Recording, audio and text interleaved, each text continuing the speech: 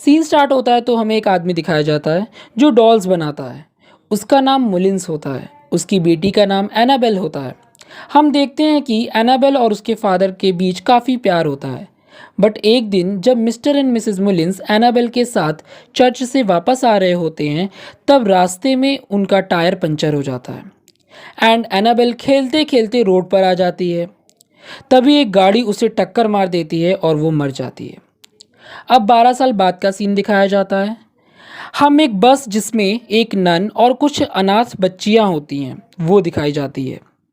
वो लोग mister Mullins के घर जा रहे होते हैं। जब वो लोग उनके घर पहुंच जाते हैं तब मिस्टर मुलिन्स उनका वेलकम करते हैं। हम देखते हैं कि एक जेनिस नाम की लड़की पोलियो के कारण चल नहीं सकती, वो भी वहाँ उन अनाथ बच्चियों में होती है। अब मिस्टर मुलिन्स का बड़ा सा घर देखकर वो लड़कियां काफ़ी खुश हो जाती हैं। अब उन बच्चियों का कमरा फर्स्ट फ्लोर पर होता है, बट सिस्टर मिस्टर मुलिन से कहती हैं कि जेनिस पोलियो के कारण ऊपर चढ़ नहीं सकती। तो मिस्टर मुलिन्स एक ऑटोमेटिक चेयर को दिखाते हैं जो उनकी वाइफ मिसिस मुलिन्स के लिए बनाई गई थी, बट अब वो बेड से भी नहीं उठ सकती थी। अब वो चेयर की हेल्प से जेनिस ऊपर जाती है। अगले सीन में जेनिस एक रूम के बाहर दिखती है जो लॉक्ड होता है और डोर पर कुछ बना होता है। तब मिस्टर मुलिन्स उसके पास आते हैं और कहते हैं कि इस रूम से दूर रहना एंड इसे खोलने की कोशिश भी मत करना। अब जब नन यानी सिस्टर अपना बैग अनपैक कर रही होती हैं तो उन्हें एक लिफ्ट विंडो में दिखती है। जब वो उसे बंद करती हैं तो वो बार बार खुल जाती है। तभी वहाँ एक लड़की नैन्सी आकर सिस्टर से परमिशन लेती है कि क्या वो लोग बाहर खेल सकती हैं। तब सिस्टर उन्हें परमिशन दे देती हैं।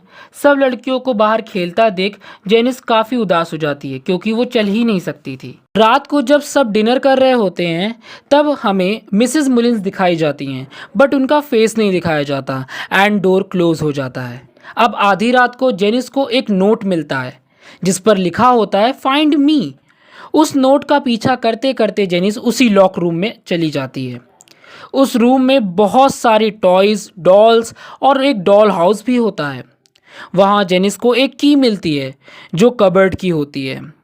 जब जेनिस उस कबर्ड को खोलती है तब पहली बार हम उस एनाबेल डॉल को देखते हैं।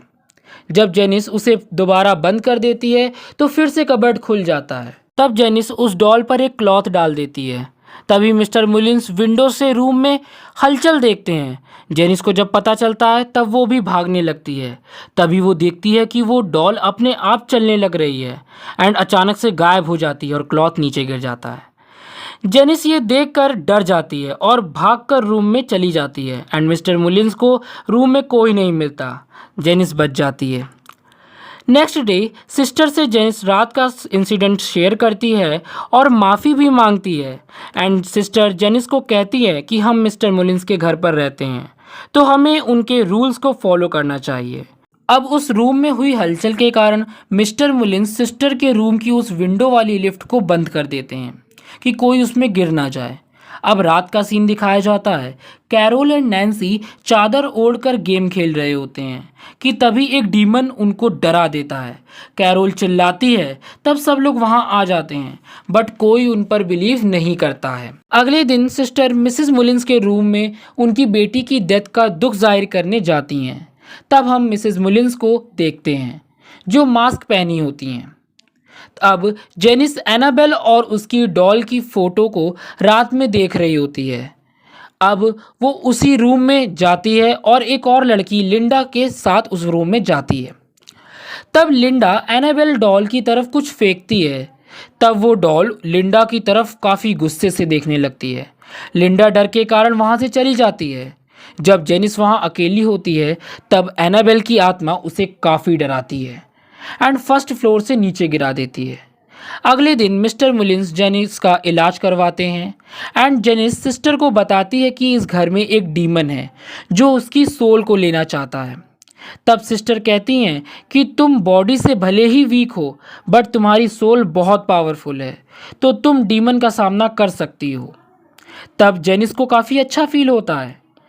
अब रात को एनाबेल डॉल लिंडा को काफ़ी डराती है जिससे वो भागकर अपने रूम में चली जाती है। अब अगले दिन डीमन सिस्टर के रूप में जेनिस को एक स्टोर रूम में ले जाता है एंड एनाबेल का डीमन उस जेनिस को पोजेस कर लेता है।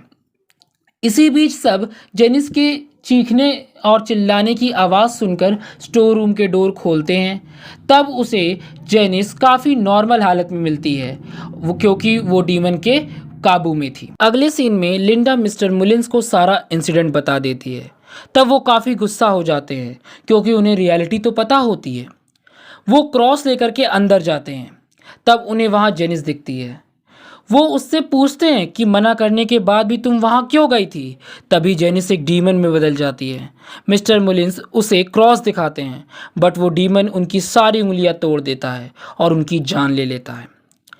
जब उनकी चिल्लाने की आवाज़ सुनकर के सिस्टर अंदर आती है तो उन्हें वहाँ पर मिस्टर मुलिन्स की डेड बॉडी मिलती है, जिसे देख करके सिस्टर और बाकी लड़कियाँ डर जाती हैं।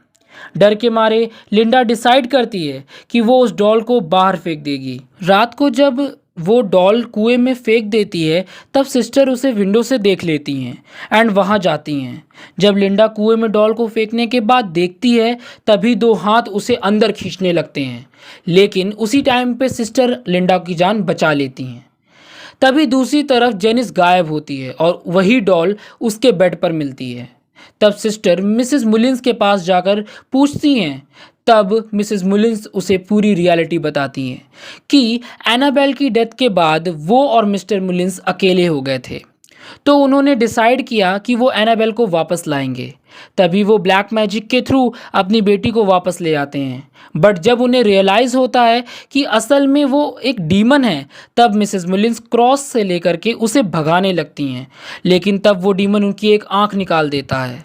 तभी मिसेस मुलिन्स के मास्क का पीछे का भयानक चेहरा दिखाया जाता है एंड वो कहती हैं कि मिस्टर मुलिन्स ने बाद में प्रीस्ट की हेल्प से उस डीमन को उस कबर्ड में लॉक कर दिया था एंड उन्होंने डिसाइड किया कि वो अब अनाथ बच्चियों की हेल्प करेंगे, जिससे एनाबेल की आत्मा को शांति मिलेगी।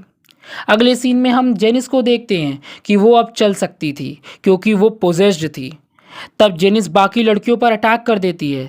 तब सारी लड़कियां मिसेस मुलिन्स के पास जाती हैं हेल्प के लिए, बट हम देखते हैं कि उस डीमन ने मिसेस मुलिन्स को दो टुकड़ों में अलग करके मार दिया है। तब सब लड़कियां डर से वहां से भाग जाती हैं और बाहर चली जाती हैं एंड दूसरी तरफ सिस्टर लिंडा को बचाने के लिए रूम में जाती हैं। तभी वहां जेनिस आ जाती है। तब सिस्टर उसके सामने बाइबल पढ़ने लगती है, बट वो डीमन उसे उड़ा करके मिरर में फेंक देता है एंड वो डीमन लिंडा को अपनी तरफ अंधेरे में खींच लेता है। दूसरी तरफ वो डीमन नैन्सी और एक लड़की को काफ़ी डराता है एंड हम देखते हैं कि वो डीमन नैन्सी को एक कॉटेज में मारने ही वाला होता है। तभी वो किसी तरीके से उससे बच जाती है एंड भाग जाती है। अब लिंडा उस विंडो की लिफ्ट से मिसेस मुलिन्स के रूम में जाती हैं जहां वो खून देखती है।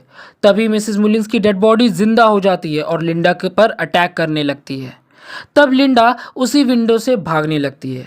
तब जेनिस उसे मारने ही वाली होती है। तब वहाँ सिस्टर आ जाती हैं एंड तब जेनिस सिस्टर के पेट पर चाकू मार देती है, बट सिस्टर जेनिस को पकड़ करके उसी कबर्ड में लॉक कर देती हैं एंड हम देखते हैं कि वो डीमन अपनी पूरी पावर लगा करके पूरे घर को हिलाने लगता है एंड वो अपनी सारी ताकत लगाने के बावजूद वो वहाँ से निकल नहीं पाता और सभी लोग डर के मारे बाहर निकल जाते हैं एंड तभी पूरा घर हिलता हुआ दिखाया जाता है दोबारा और एट लास्ट सारी की सारी लाइट्स ब्लास्ट हो जाती हैं और एकदम सन्नाटा हो जाता है। अगले दिन पुलिस जब कबर्ड चेक करती है तो उसे वहाँ पर जेनिस नहीं मिलती, बस वो एनाबेल डॉल मिलती है, जिसका मतलब वो डीमन अभी भी जेनिस के अंदर है और वो ड्राइवर एनाबेल डॉल को ले जाता है एंड सिस्टर डिसाइड करती हैं कि वो सारी लड़कियों के साथ वो जगह छोड़ देंगी। अगले सीन में हम जेनिस को देखते हैं जिसे एक couple mister and missus Higgins adopt करते हैं एंड हम देखते हैं कि उसके पैर बिल्कुल ठीक हैं, मतलब वो डीमन अभी भी उसके अंदर मौजूद है। अब 12 साल बाद का सीन दिखाया जाता है कि जेनिस अपने फ्रेंड के साथ मिलकर मिस्टर एंड मिसेस हैगिंस यानी अपने मॉम और डैड को मार देती है, जिनकी चिल्लाने की आवाज़ उनके पड़ोसी जॉन और मिया सुन लेते हैं एंड हमें पता चलता है कि जॉन एंड मिया वही एनाबेल मूवी के लीड कैरेक्टर्स होते हैं। यहीं पे मूवी एंड हो जाती है। Thanks for watching.